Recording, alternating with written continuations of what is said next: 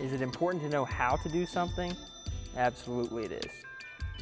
But if you don't know when and where to use it, then that skill is useless. It's very important to understand not only how to do something, but when and where to do it. If you've been following the passing series, we've gone through a lot of different drills and ideas to show you guys how to pass. But today, during our crunch time, I really wanted to get into when and the where to pass, which is just as important, maybe more important than knowing the specific hard skill of passing. So when we're talking about when to pass, remember these few things. The first time for when to pass is if you have created an advantage for your teammates. Creating an advantage for your teammates means drawing a second defender to you, okay? If you do that and you have two sets of eyes on you as the ball handler, you automatically have an advantage to get it to that next guy. Typically, you're one pass away from getting an open look that way. So you may not get the assist, but you're setting up that assist. So always remember, if you draw two defenders, you have created an advantage, and that's a great time to pass. Also, when we're talking about transition, if you see anybody ahead of you that can handle the ball, get the ball up the floor. A pass is always quicker than a dribble. So push the ball in transition. If your big is running the floor, reward him. If you've got a big guy that's doing the little things of sprinting end to end, reward him for doing that and get him the basketball in a scoring position.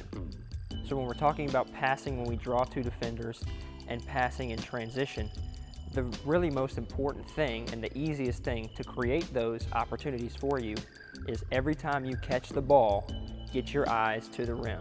If you're looking at the rim, you're automatically looking ahead of you and you're seeing the floor. You're automatically creating opportunities for yourself and for your teammates if as soon as you catch the ball, you're looking to the rim. So now let's get into the where to pass. There's two things that I really want you guys to remember.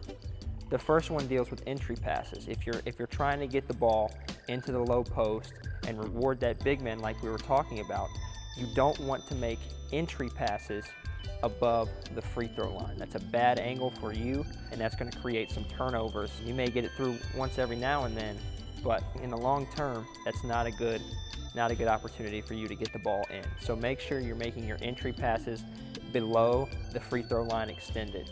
Secondly, this whole passing series was based off of, we score obviously off of a shot, but we're more efficient when we have a good pass coming to the shooter.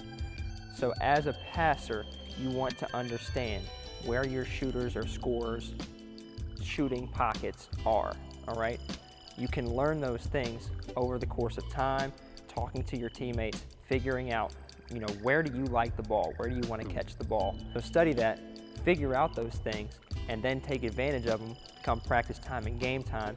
Getting that ball right into their shooting pocket creates a higher efficiency shot, and it's a quicker shot. Take these tools with you, use them in the off season, use them in practice, and obviously transition that into gameplay. Passing is almost always overlooked when it comes to developing a skill set, but it's honestly one of the most valuable tools you can have from an offensive standpoint to create efficiency in your scoring.